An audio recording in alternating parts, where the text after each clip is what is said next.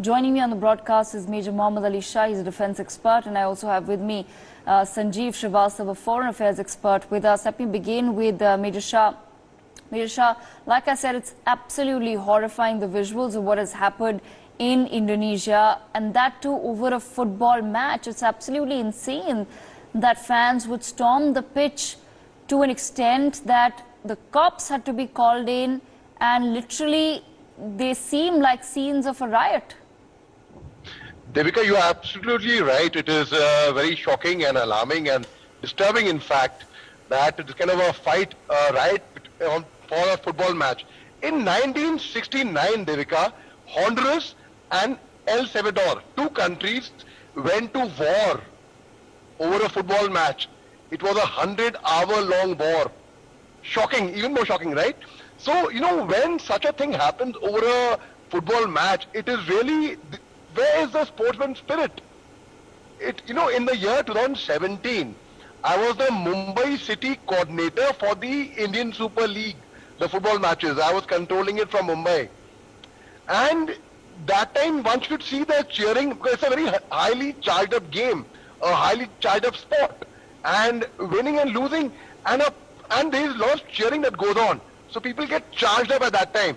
In fact, even over here, when you see, there is a set protocol which I used to follow as the city coordinator in case of a pitch invasion.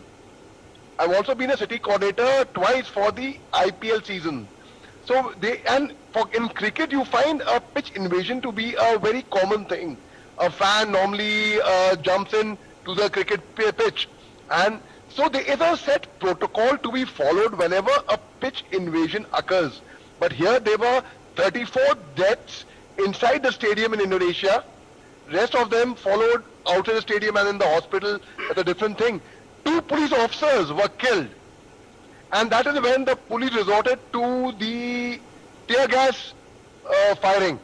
Now tear gas again, it's to be followed, it's to be fired as a last measure. But here I'm sure the police would have seen it as a last measure because 2 of the officers got killed. But again, being a defense personnel, I would say when we are trained to keep a calm composure in the worst adversity, when a situation like this arises, and if my I hope that never happens ever, but if in case a colleague gets shot up, then we have to keep a calm composure. It's very easy to go helter-skelter and to fire all over thereafter.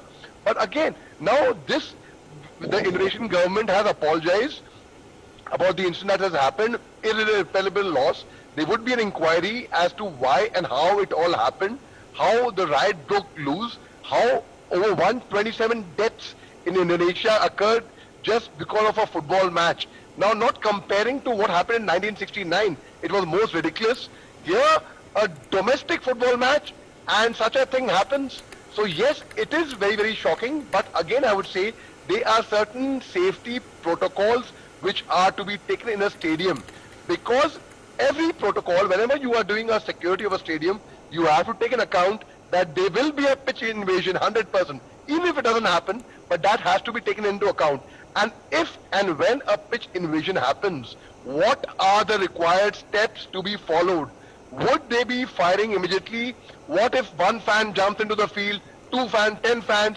You know, I have been in the midst of a situation, Devika, where at the Indian Super League, 2 parties actually had got violent, almost on the verge of it, and I was in the middle of it, literally, without exaggerating. I was trying to push the 2 parties away, the 2 cheerleaders away, whereas I was at the risk of the one bearing the brunt immediately.